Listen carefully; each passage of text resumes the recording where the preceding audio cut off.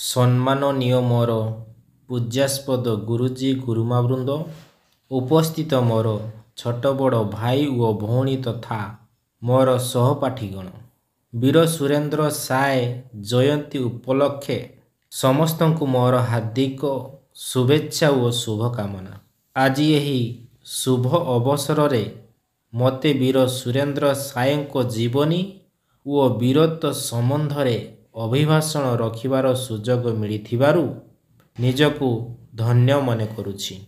ଆଜି ହେଉଛି ଜାନୁଆରୀ 23 ତାରିଖ, ସେହି ସ୍ୱାଭିମାନୀ ସ୍ୱାଧୀନତା ସଂଗ୍ରାମୀ ବୀର ପୁରୁଷଙ୍କ ଜନ୍ମ ଦିବସ, ଯାହାଙ୍କୁ ଇଂରେଜ ସରକାର ସରେଣ୍ଡର ନଟ୍ ସାଏ ବୋଲି ଡାକୁଥିଲେ, ଯାହାଙ୍କ ମୁକ୍ତିର ବିଦ୍ରୋହ ଇଂରେଜ ସରକାରଙ୍କୁ ନାକେଦମ କରି ପକାଇଥିଲା, ଯାହାଙ୍କର ଜନ୍ମ 1809 ମସିହା ଜାନୁଆରୀ 23 ତାରିଖ ଦିନ ସମ୍ବଲପୁର ଜିଲ୍ଲାର ଖିଣ୍ଡା ଗ୍ରାମରେ ପିତା ଧରମସିଂହ ଓ ମାତା ରେବତୀ ଦେବୀଙ୍କ ଔରସରୁ ଚୌହାନ ରାଜବଂଶରେ ହୋଇଥିଲା। ସେ ହେଉଛନ୍ତି ଉତ୍କଳର ସନ୍ତାନ, ଉତ୍କଳ ମାତାର ବୀରପୁରୁଷ ବୀର ସୁରେନ୍ଦ୍ର ସାଏ। ପିତା ଧରମସିଂହଙ୍କ ମୃତ୍ୟୁ ପରେ ପିତୃତୁଲ୍ୟ କାକା ବଳରାମ ସିଂହଙ୍କ ତତ୍ତ୍ୱାବଧାନରେ ସେ ସମସ୍ତ ଅସ୍ତ୍ର ଶିକ୍ଷା ଲାଭ କରିଥିଲେ। ସୁରେନ୍ଦ୍ର ସାଏ ଗାଙ୍ଗପୁର ରାଜ୍ୟର ହାତୀବାରୀ ଜମିଦାରଙ୍କ ସୁକନ୍ୟା ସୁବର୍ଣ୍ଣ କୁମାରୀଙ୍କୁ ବିବାହ କରିଥିଲେ। ଘୋଡ଼ା ଚଢ଼ାଠାରୁ ଆରମ୍ଭ କରି ଖଣ୍ଡା ଚାଳନା ପର୍ଯ୍ୟନ୍ତ ସମସ୍ତ ଦିଗରେ ବୀର ସୁରେନ୍ଦ୍ର ସାଏ ସୁଦକ୍ଷ ଥିଲେ। 1837 ମସିହାରେ ସମ୍ବଲପୁରର ରାଜା ମହାରାଜା ସାଏ ଅକସ୍ମାତ୍ ଇହଧାମ ତ୍ୟାଗ କଲେ। ତାଙ୍କର କୌଣସି ସନ୍ତାନ ସନ୍ତତି ନଥିଲେ। ତେଣୁ ମହାରାଜାଙ୍କ ପରେ ଉତ୍ତରାଧିକାରୀ କିଏ ହେବ, ତାହା ନିରୂପଣ କରିବା କ୍ଷମତା ଇଂରେଜ ସରକାର ହାତକୁ ନେଲେ। ମହାରାଜା ସାଏଙ୍କ ମୃତ୍ୟୁ ପରେ ରାଜଗାଦି ଦାବି କରିଥିବା ବହୁ ବ୍ୟକ୍ତିଙ୍କୁ ଇଂରେଜ ସରକାର ଉପେକ୍ଷା କଲେ। ଇଂରେଜମାନେ ନିଶ୍ଚିତ କଲେ କି ବିଧବା ରାଣୀ ମୋହନ କୁମାରୀ ସୁଚାରୁ ରୂପେ ଶାସନ କାର୍ଯ୍ୟ ପରିଚାଳନା କରିପାରିବେ ନାହିଁ।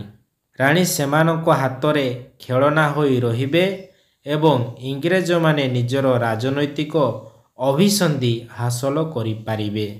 କିନ୍ତୁ ବୀର ସୁରେନ୍ଦ୍ର ସାଏ ରାଜବଂଶ ହୋଇଥିବାରୁ ପ୍ରକୃତ ପକ୍ଷେ ସମ୍ବଲପୁରର ରାଜଗାଦି ଲାଭ କରିବା କଥା, ମାତ୍ର ଇଂରେଜମାନେ ଜାଣିଶୁଣି ତାଙ୍କୁ ରାଜା କରିନଥିଲେ।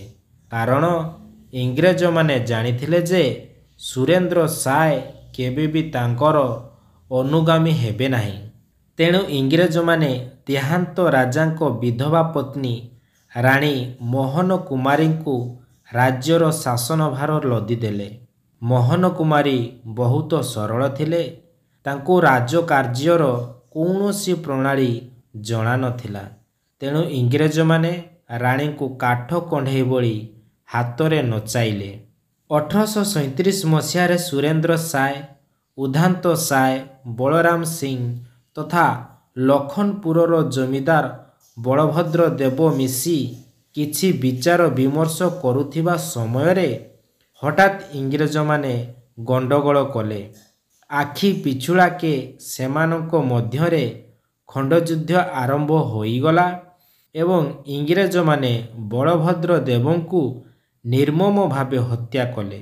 ତଥାପି ଇଂରେଜ ସରକାରଙ୍କ ବିରୁଦ୍ଧରେ ସୁରେନ୍ଦ୍ର ସାଏଙ୍କ ବିଦ୍ରୋହ ଥମିନଥିଲା। ସୁରେନ୍ଦ୍ର ସାଏ ଇଂରେଜମାନଙ୍କୁ ନାକେଦମ କରି ପକାଇଲେ।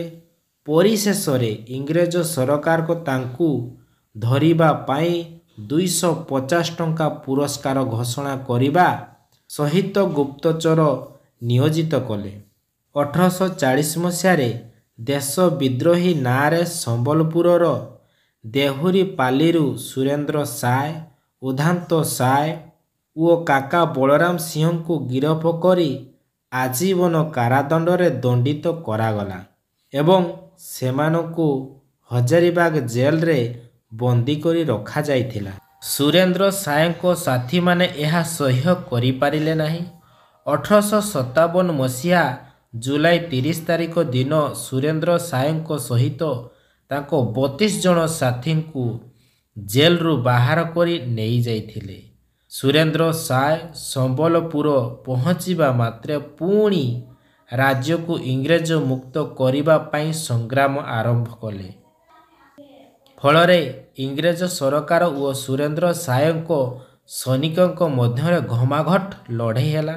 କେତେବେଳେ ଇଂରେଜ ସରକାର ଭାରି ପଡ଼ୁଥିଲେ ତ କେତେବେଳେ ସୁରେନ୍ଦ୍ର ସାଏଙ୍କ ସେନା ବାହିନୀ।